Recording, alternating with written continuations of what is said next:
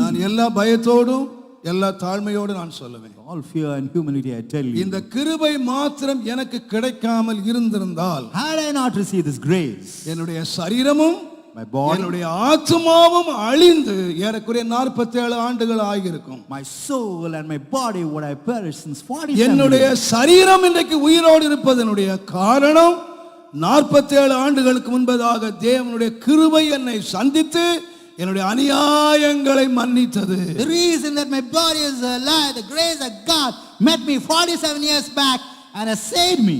எதனாலே? நான் கிறிஸ்தவனாய் பிறந்ததினாலயா? Because I was born a Christian. கிறிஸ்தவ ஆலயத்துக்கு போனதினாலயா? Or because going to the Christian எங்கள் temple. வீட்டிலே கிறிஸ்தவ வேதாகமம் இருந்ததினாலயா? Or because of the Bible that was இல்லை there. இல்லை. No, no. தேவனுடைய கிருபை. The grace of God. நான் அழியாமல் காத்தது தேவனுடைய கிருபை.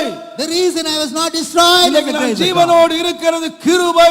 The reason I am alive is the என்னுடைய grace of God. ஆத்மா வாழ்கிறது போல எல்லாவற்றிலும் வாழ்ந்து சுகமாய் இருக்கிறது கிருபை.